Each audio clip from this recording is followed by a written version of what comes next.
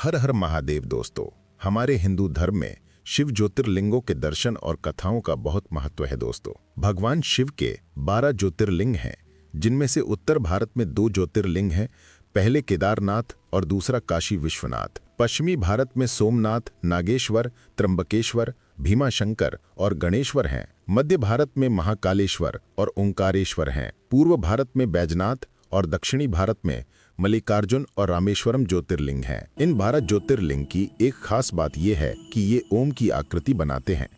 तो दोस्तों, video start करने से पहले आपको बता दूं, हम प्रत्येक सोमवार को ज्योतिर्लिंग की एक नई फैक्ट वीडियो के साथ आएंगे। तो आप सभी से रिक्वेस्ट है कि हमारे चैनल को सब्सक्राइब और वीडियो को लाइक कर दें, जिससे आने वाला हर वीडियो आप तक पहुंचता तो रहे। चलिए हैं इस वीडियो में हम सोमनाथ मंदिर के बारे में जानते हैं, जो भारत के गुजरात में वेरावल के प्रभास पाटन में स्थित है। यह हिंदुओं के लिए सबसे पवित्र तीर्थ स्थलों में से एक है। तीर्थ क्षेत्र और शिव के 12 ज्योतिर्लिंग मंदिरों में से पहला है और इसी कारण इसे आदि ज्योतिर्लिंग भी कहा जाता है। सोमनाथ मंदिर का इतिहास बहुत पुराना है। ऐतिहासिक रूप से इस मंदिर को कई आक्रमणकारियों द्वारा कई बार तोड़ा गया, लेकिन हर बार इसे पुनर्निर्मित किया गया। 11वीं से 18वीं शताब्दी के बीच कई बार मुस्लिम आक्रमणकारियों जैसे महमूद गजनवी और अलाउद्दीन खिलजी ने नष्ट किया, लेकिन हर बार इसे दोबारा बनाया गया। आज का वर्तमान मंदिर 1951 में फिर से स्थापित किया गया था, जिसमें सरदार वल्लभ भाई पटेल का महत्वपूर्ण योगदान था। पौराणिक कथा के अनुसार मंदिर का निर्माण चंद्रमा ने कराया। चंद्रमा दक्ष प्रजापति की 27 पुत्रियों के पति थे, लेकिन इन सब में चंद्रमा को अपनी पत्नी रोहिणी से विशेष स्नेह था, जिससे अन्य 26 पत्नियां खुद को उपेक्षित और अपमानित अनुभव करने लगीं और उन्होंने चंद्रदेव की शिकायत अपने पिता से की। जब ये बात दक्ष प्रजापति को पता चली तो उनको अपनी 26 पुत्रियों को लेकर बहुत दुख हुआ। उन्होंने चंद्रदेव को समझाने का प्रयास भी किया, लेकिन असफल रहे। तब राजा दक्ष ने चंद्रमा को श्राप दिया कि उनका तेज धीरे धीरे कमजोर हो जाएगा। चंद्रमा की तपस्या। दक्ष प्रजापति के श्राप के कारण चंद्रमा का तेज कम होने लगा और वे अत्यंत दुखी हो गए।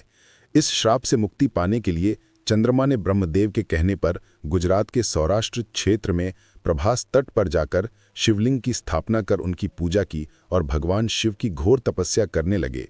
चंद्रमा की तपस्या से प्रसन्न होकर भगवान शिव ने उन्हें दर्शन दिए और राजा दक्ष के श्राप से मुक्ति प्रदान की और उन्हें अमर होने का वरदान दिया। शिव का नाम सोमनाथ। भगवान शिव ने चंद्रमा को आशीर्वाद दिया और कहा कि वे प्रत्येक 15 दिनों में पुनः पूर्णिमा का रूप धारण करेंगे और फिर से क्षीण होंगे। इसके बाद से भगवान शिव को सोमनाथ कहा गया, जिसका अर्थ है सोम, चंद्रमा के स्वामी। ज्योतिर्लिंग की स्थापना। कहा जाता है कि श्राप मुक्त होकर चंद्रमा ने भगवान शिव से उनके बनाए हुए शिवलिंग में रहने की प्रार्थना की।